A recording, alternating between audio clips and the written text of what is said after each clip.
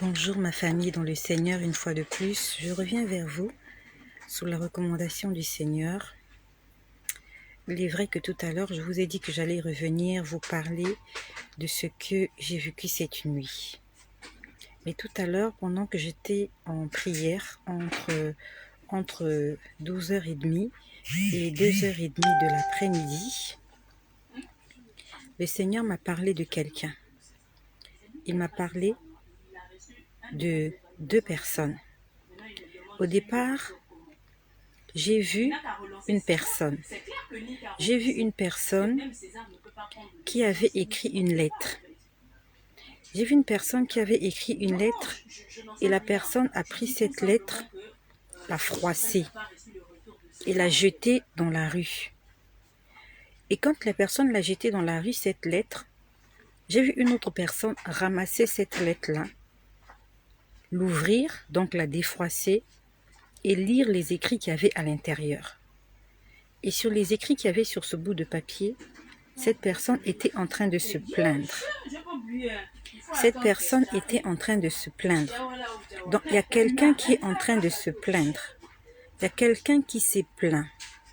Et sa plainte, c'est comme si sa plainte était écrite sur du papier. Et la plainte était dans la rue. Et il y a quelqu'un qui a ramassé, qui a lu.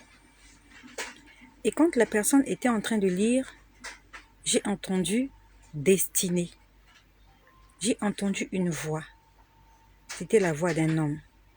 Et la personne a dit « destinée ». Qu'est-ce qu'il y a? J'ai entendu « destinée ». Je ne sais pas qui est destinée. J'ai entendu audiblement « destinée ». Qu'est-ce qu'il y a? Quand j'ai posé la question au Seigneur de savoir ce que signifiait tout ça, il m'a dit qu'il y a quelqu'un qui s'appelle destinée. Destinée, tu as fait quelque chose. Tu as fait quelque chose à quelqu'un et cette personne est en train de se plaindre pour ce que tu as fait. Parce que le Seigneur m'a fait entendre une phrase où on disait « Quand un malheureux crie, l'Éternel entend et il le délivre de toutes ses détresses. » C'est la phrase que j'ai entendue. « Quand un malheureux crie, l'Éternel entend et il le délivre de toutes ses détresses. » C'est écrit dans le livre de Psaume, au chapitre 36,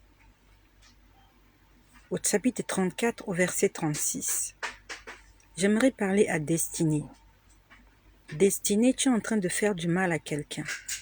Destinée, je ne te connais pas. Je ne sais pas si tu me connais. Mais j'aimerais envoyer un message à Destinée. Toi qui m'écoutes, toi qui es abonné à cette chaîne, est-ce que tu connais Destinée?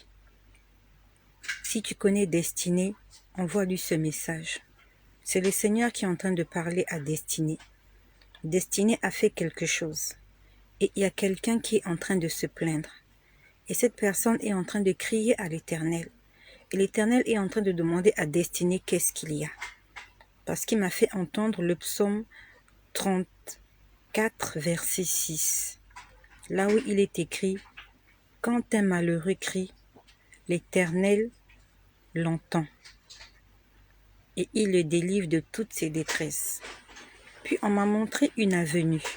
C'était une allée. Cette allée était non goudronnée. C'était une voie non carrossable. Avec des dos d'âne, une voie accidentée. Pendant qu'on était en train de me parler de destinée.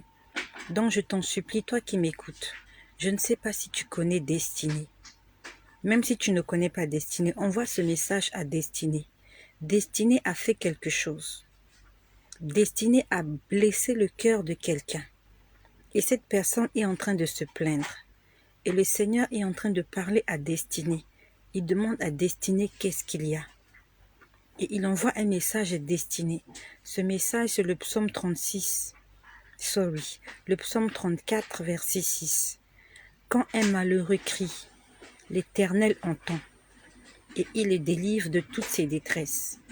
Destinée, pendant que le Seigneur me parlait de toi, j'ai entendu, c'est un courtier.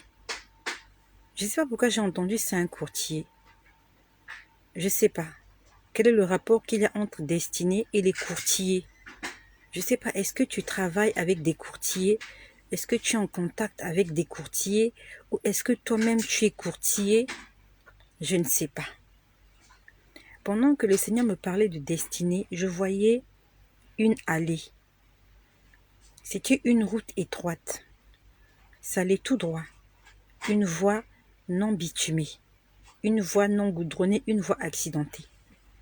Et de part et d'autre de cette voie, je voyais des maisons, des résidences. Je ne sais pas ce que ça signifie. Je ne sais pas ce que ça signifie. C'était comme la vie de destinée. Cette voie, c'est la vie de destinée. Merci Seigneur. Cette voie, c'est la vie de destinée. Destinée n'est pas sur le bon chemin. Parce que la voie sur laquelle il est en train de rouler, c'est une voie non bitumée. C'est une voie non carrossable. Il ne peut pas rouler à vive allure. Il doit aller doucement. Destinée, va doucement. Destinée, va doucement. L'Éternel est en train d'écouter les cris de quelqu'un à qui tu fais du mal. Je n'ai pas demandé ce que tu as fait. Et je n'ai pas demandé à qui tu as fait cette chose. Il y a beaucoup de personnes qui vont faire des commentaires, qui vont dire, voilà, elle dit que le Seigneur lui parle, pourquoi est-ce que le Seigneur ne lui a pas tout dit? La Bible nous dit, vous connaissez en partie et vous prophétisez en partie. La Bible nous dit, les choses cachées sont à l'Éternel et celles qui sont révélées sont à son peuple. Je n'ai pas posé la question au Seigneur de savoir qui est destiné. Ce que Destinée a fait, je ne sais pas. Mais ce midi, le Seigneur envoie un message à Destinée. Puis après, j'ai vu, c'était comme dans une forêt. Et dans cette forêt, il y avait comme, je ne sais pas comment je peux appeler ça. Je ne sais pas, les mots m'échappent. Il y avait un trou. Il y avait un trou creusé dans le sol. C'était un trou. Et à l'intérieur de ce trou, il y avait un serpent. Je sais qu'il y avait un serpent parce que j'ai vu le serpent au fond du trou. Donc, je vois des gens, ça s'est passé cet après-midi, pendant que j'étais en prière. Nous sommes aujourd'hui le jeudi 22 juillet 2021. Après que le Seigneur m'ait parlé de destinée. Donc, toi qui m'écoutes, je ne sais pas, vous êtes nombreux là connectés. Si tu connais destinée, je ne sais pas si c'est un homme, je ne sais pas si c'est une femme, mais destinée est en train de faire quelque chose et il y a quelqu'un qui est en train de se plaindre. Et l'Éternel a dit, destinée, qu'est-ce qu'il y a? Il y a quel problème? Donc après, je vois comme une forêt, je vois des arbres avec un trou. Le trou est creusé dans le sol. C'est comme s'il y avait une érosion. Je pouvais voir quelque part, il y avait un trou qui avait été fait. Et à l'intérieur de ce trou-là, il y avait un serpent. Et je vois des gens. Je vois des gens arriver. Je vois des gens arriver en face de ce trou. À l'intérieur de ce trou, il y avait un serpent. Des gens arrivent en face de ce trou. C'était des personnes, des êtres humains. Ils avaient des bâtons. Ils avaient des branches, voilà. Ils avaient des branches de bois. C'est comme s'ils avaient cassé des branches à des arbres. Ils avaient des branches. Et ils avaient accroché à ces branches des bavettes. Alors, je vais prendre un exemple. Heureusement que j'ai une bavette non loin d'ici. Pour ceux qui ne connaissent pas les bavettes, on appelle ça vulgairement cache-nez. C'est devenu à la mode depuis qu'il y a eu cette histoire de Covid. C'est ça une bavette. On le met là pour être protégé contre le Covid. C'est ça la bavette. Donc, il y avait des gens qui sont arrivés en face du trou. À l'intérieur du trou, il y avait un serpent. Ces gens-là sont venus avec des bouts de bois, des branches d'arbres cassés. Et ils avaient accroché des bavettes. Je ne sais pas où est-ce qu'ils ont eu ces bavettes-là. Ils ont accroché des bavettes. Tous les hommes qui étaient là, ils étaient nombreux. Ils ont accroché des bavettes, plusieurs bavettes. Ils avaient accroché ça sur ces branches-là. Et ils sont venus présenter ces bavettes-là devant le serpent. J'ai vu ça cet après-midi. J'ai dit au Seigneur, je ne comprends pas. Que signifie cette image? Que signifie cette image? Des gens qui sont allés présenter à un serpent dans un trou des branches avec des bavettes accrochées dessus.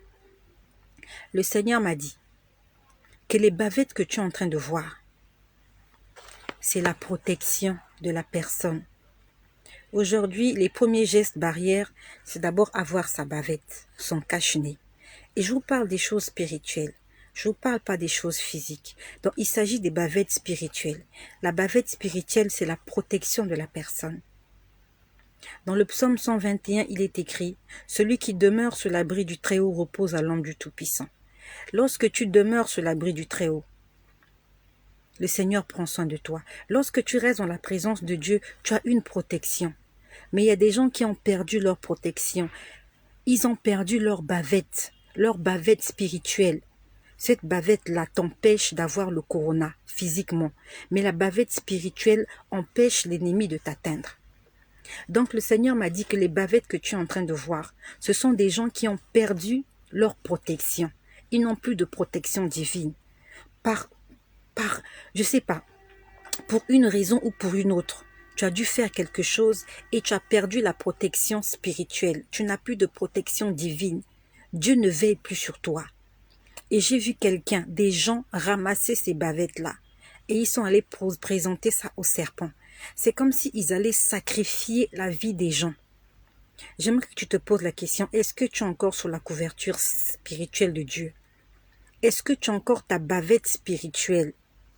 Parce que j'ai vu des gens, ils ont ramassé, je ne sais pas s'ils ont ramassé les bavettes, mais il y avait beaucoup de bavettes sur ces bouts de branches-là. Ils sont allés présenter ça au serpent. C'est comme pour dire au serpent, regarde, ils n'ont plus de bavettes. Ils peuvent être atteints de toutes les maladies possibles. Ils peuvent être à ta disposition. Nous savons que le serpent, c'est le diable. Le serpent, c'est l'ennemi. Le serpent, ce sont les sorciers. Le serpent, ce sont les démons. Le serpent, ce sont les anges déchus. Il y a des hommes qui ont récupéré la vie des gens qui ne sont plus sous la protection de Dieu et qui sont allés dans cette forêt. Ils sont allés présenter ces gens-là en sacrifice à un serpent. J'ai vu ce serpent, il était au fond du trou, mais je pouvais le voir. C'était un gros serpent. Le Seigneur m'a dit, plusieurs d'entre vous, plusieurs d'entre nous, les enfants de Dieu, nous n'avons plus de protection. Nous ne sommes plus protégés contre les esprits impurs. Nous ne sommes plus protégés contre les maladies. Nous sommes vulnérables. Et le diable, Jean 10:10, celui-là qui vole, celui-là qui tue, celui-là qui égorge, il a ramassé des bavettes. Il a ramassé ta protection. Il est venu voler ta protection. Et il allait t'offrir en sacrifice au serpent, au diable. J'ai vu ça ce midi. J'aimerais que tu te poses la question, est-ce que tu es encore sur la protection divine? Si tu n'es plus sur la protection divine, il y a un esprit impur. Il y a un de tes ennemis qui a récupéré ta vie et qui va te sacrifier. Je ne suis pas venu prêcher le malheur. Je ne suis pas un oiseau de mauvais augure. Je viens vous dire ce que je vois. Je vous dis ce qu'on m'explique. Et si le Seigneur nous montre ces choses-là, c'est pour nous avertir, nous sensibiliser, c'est parce qu'il nous aime. Il nous aime. Va récupérer ta protection. Demande pardon si tu es tombé. Et prends la décision de ne plus tomber. Puis après, j'ai vu,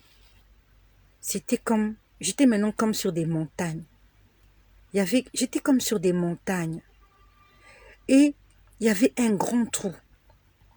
C'était comme un gouffre, c'est comme ça qu'on appelle ça. Un gouffre. Vous voyez, c'est comme si on vous amène sur la plus haute montagne qui puisse exister sur terre. Cette montagne n'était pas en sable. C'était un endroit très élevé, mais c'était des rochers. Un rocher très haut. C'est comme si je me suis retrouvée sur un rocher très haut. Et je pouvais voir en bas, il y avait un gouffre, un trou profond. Après, j'ai entendu une voix. La voix a dit, je vais jeter. Quand il a dit, je vais jeter, j'avais l'impression que Je tombais dans ce gouffre-là. Je ne sais pas ce qui s'est passé, mais j'ai entendu « Je vais jeter ». C'était très méchant ce qu'il a dit. Je ne sais pas qui avait parlé, mais je me suis retrouvée sur une hauteur, un endroit très élevé. C'était comme un grand rocher, vraiment très élevé. C'est comme si ça touchait le ciel. Et j'ai entendu « Je vais jeter ». Et quand j'ai entendu « Je vais jeter », j'avais l'impression qu'il y a des gens qu'on va jeter dans un gouffre. C'était tellement effrayant. Ça s'est arrêté là. C'était tellement effrayant que j'ai plus eu envie de regarder. J'avais l'impression que je tombais dans le gouffre. Je ne sais pas. Je ne sais pas qui on va jeter dans ce gouffre-là. Mais la Bible nous dit dans l'Apocalypse qu'à la fin des temps, il y a des gens qui seront jetés dans les temps de feu. Je n'ai pas vu le feu. J'ai vu un gouffre. J'ai vu un grand trou. Et si on vous jette par ce trou-là, vous ne pouvez pas vivre. C'est effrayant. Je ne sais pas, le Seigneur est en train d'envoyer un message à quelqu'un. Ne te laisse pas jeter dans ce trou-là. Tu ne pourras pas vivre. Ce n'est pas possible de survivre. Et quand j'ai entendu cette voix, je vais jeter, c'était une voix effrayante. Repentons-nous. Repentons-nous. La repentance, c'est demander pardon. La repentance, c'est reconnaître qu'on a mal fait. La repentance, c'est prendre la décision de ne plus faire les mêmes erreurs. La repentance, c'est revenir au Créateur et arrêter d'écouter la créature. Je vous en supplie.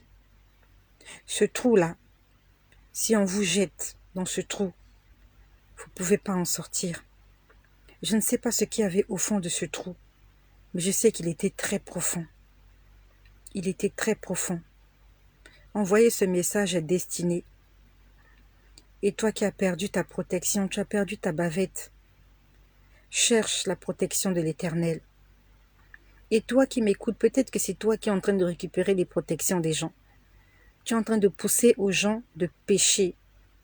Ils sont en train de perdre leur protection. Peut-être que tu es un homme, tu es une femme. Tu as poussé quelqu'un à pécher. À cause de toi, cette personne va être sacrifiée. Parce que cette personne n'est plus sous la protection de Dieu. Non seulement cette personne, toi aussi. Toi aussi. Faisons attention. Vous les sorciers, vous qui aimez sacrifier les gens, vous mangez des gens, vous mangez la chair humaine comme si c'était des cacahuètes. Un jour, Dieu va venger les âmes de toutes ces personnes-là. Vous les occultistes, vous les magiciens, vous les augures, vous qui pratiquez la magie, vous sacrifiez la vie des gens. Vous qui faites des séances, je ne sais pas de quoi, vous qui faites des rituels. Vous volez des vies humaines, juste pour voler des organes, pour faire des choses. Vous tuez des petits-enfants. Attention, il y a une rétribution à toute chose. Pour tout ce que nous faisons, nous allons payer le prix. Le Seigneur a dit, je vais jeter. Il a dit, je vais jeter. J'aimerais que le Seigneur te montre ce trou-là, même dans ton rêve, que tu vois la profondeur de ce trou et que tu imagines ce que va devenir ton corps si tu te retrouves au fond de ce gouffre-là, au fond de cet endroit. C'est un endroit profond, très profond. Jésus-Christ est Seigneur. Donne ta vie à Jésus. Arrête de pécher. C'est possible que tu ne pêches pas. C'est possible. Si la Bible nous dit « Soyez saints comme votre Père céleste est saint », c'est parce que Dieu sait que nous pouvons marcher dans la sainteté. Nous pouvons vivre dans la sainteté. Le problème, c'est que nous ne voulons pas. Ne dis pas que c'est difficile. C'est pas difficile. C'est juste question d'une décision. Il faut juste que tu prennes la décision. Soyez bénis chez vous. Et que le nom de Jésus-Christ soit glorifié.